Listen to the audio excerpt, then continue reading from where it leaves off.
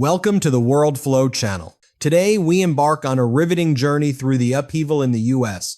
beef industry, a saga that transcends economics to reveal the intricate interplay of geopolitical tensions and the transformation of global supply chains. From the sprawling ranches of Nebraska to the bustling ports of China, from Russia's newly forged rail corridors to the delicate chessboard of international diplomacy, this story unveils how agricultural trade has become a potent instrument of soft power, reshaping alliances, markets, and the very future of global commerce.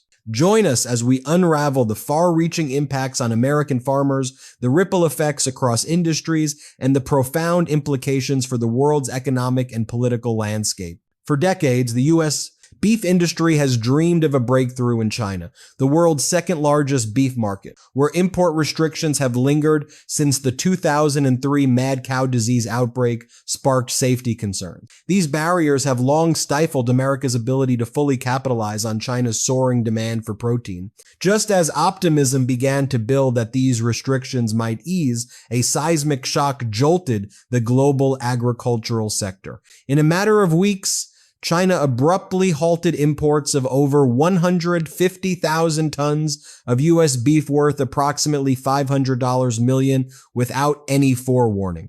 This decision followed President Donald Trump's announcement of new tariffs on Chinese electric vehicles, a move that analysts quickly identified as the catalyst for China's response. Far from a routine health inspection, this was a calculated maneuver in an escalating trade war, sending shockwaves through American agriculture and signaling a broader strategic contest. Imagine the heartland of America, Texas, Kansas, Nebraska, where ranches form the backbone of the nation's beef exports to China. In an instant, over $520 million in orders were canceled or rerouted, leaving warehouses overflowing with unsold product. The domestic market, flooded with surplus beef, saw prices plummet, plunging ranchers into financial distress. A Nebraska cattle producer, his voice heavy with frustration, told reporters, "We planned our entire season around China's demand, only to see months of work vanish overnight. Contracts painstakingly negotiated over months were liquidated at a loss, forcing ranchers to absorb the blow. The fallout didn't stop at the farm gate. Feed suppliers, trucking companies, and cold storage facilities faced cascading disruptions. Layoffs began to hit, and rural communities, deeply tied to agriculture, now confront an uncertain economic future with fears of a prolonged downturn looming large. As the U.S. reels from these losses, an unlikely competitor has seized the moment with breathtaking speed. Russia, once a minor player in China's beef market, saw its exports skyrocket by over 300% in the first quarter of 2025 compared to the previous year. This meteoric rise was enabled by a 2023 agreement that streamlined certification processes, unlocking access for dozens of Russian facilities previously barred from the market. The game changer, however, was a new rail corridor launched in late 2024, connecting Russian producers directly to Western China. This infrastructure slashed delivery times, cementing a strategic partnership that goes beyond trade. Transactions conducted entirely in yuan or rubles, bypassing the U.S. dollar, underscore a deliberate shift away from American financial dominance. Russian trade officials credit their success to a blend of efficient logistics, political alignment, and adaptability, positioning Russia not as a stopgap, but as a long-term rival in China's beef supply chain. China imports roughly a quarter of its beef, and the U.S. once held a commanding share, with exports surpassing $1.2 billion in 2024. But Russia is closing the gap at an astonishing pace. The Russian government has committed $1.1 billion to double beef production by 2027, with sprawling new farms under construction across the country. This ambitious plan signals Russia's intent to lock in its role as a key supplier.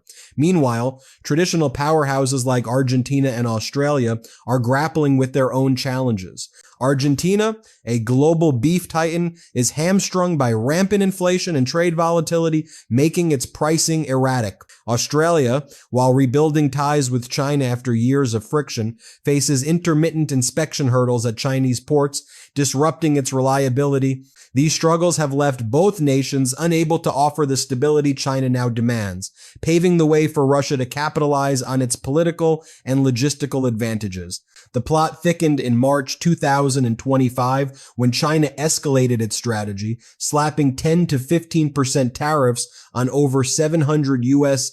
agricultural products, pork, dairy, tea, almonds, sorghum, and more, affecting over $11 billion in trade. This salvo came in direct response to U.S. tariffs on Chinese technology goods, revealing a clear pattern. Agriculture is no longer just a market, but a lever in global negotiations. Analysts see this as more than short-term retaliation. It signals a fundamental realignment of trade dynamics. In 2022, the U.S. commanded over 12% of China's beef import market, but by early 2025, that share had dwindled to under 6%, with no diplomatic resolution in sight. Beyond tariffs, China suspended export registrations for hundreds of U.S. beef processing plants under the Phase 1 trade deal, causing export volumes to plummet to near zero by April 2025. A sweeping investigation into global beef imports, dating back to 2019, is also underway, with a ruling expected by mid-2025. Should it deem imports harmful to domestic producers, further tariffs or quotas could reshape the market for all major suppliers from Brazil to Australia. The political stakes are immense. Agricultural states like Texas, Kansas, and Nebraska are not just economic hubs but electoral battlegrounds. By targeting these regions, China is wielding trade as a political weapon, pressuring key voting blocs in the U.S. heartland. Yet China's strategy isn't solely about external suppliers. Domestic beef production surged over 5% in 2024, fueled by state investments in regions like Inner Mongolia and Sichuan. This dual approach, securing politically aligned foreign partners while boosting self-sufficiency, reflects China's determination to insulate its food supply from external pressures. Meanwhile, the U.S. faces not only immediate losses, but also the risk of long-term exclusion from one of the world's fastest-growing protein markets. This upheaval extends far beyond beef, touching the very fabric of global trade. Russia's ascent isn't limited to meat. It's expanding into pulses and wheat, with over 1.13 million tons of yellow peas exported to China in 2023 to 2024. Analysts anticipate China may soon lift bans on Russian spring and winter wheat, further tilting the balance toward politically aligned suppliers. South American giants like Brazil and Argentina, dominant in soybeans, beef, and grains, are recalibrating to navigate China's shifting policies. Suppliers from Europe, Canada, and the Pacific are also positioning themselves to fill the void left by the U.S., forging a multi-source, multi-currency food supply system that increasingly sidesteps American influence. This emerging network is underpinned by infrastructure like China's Belt and Road Initiative and Russia's rail corridors, as well as financial systems that favor yuan and rubles over dollars. The China-Russia partnership is a cornerstone of this transformation. Bilateral trade hit $245 billion in 2024, with over 95% of transactions conducted in yuan or rubles, rendering the dollar nearly obsolete in their dealings. New agreements in agriculture, technology, and finance highlight a relationship that is not transient but deeply institutionalized. Russia has even repurposed former Western assets, such as the canned food company Glav product, to target exports to China and emerging markets like North Korea. This shift from domestic self-reliance to export-driven supply chains reflects a broader alignment with Beijing's geopolitical ambitions, creating a robust, state-backed trade ecosystem. This story is about more than tariffs or trade disputes. It's about power. Nations are leveraging agriculture to reward allies and marginalize adversaries without resorting to overt conflict. From American ranches to Chinese ports, from Russian rail lines to long-term trade pacts, the global food supply chain is being redrawn.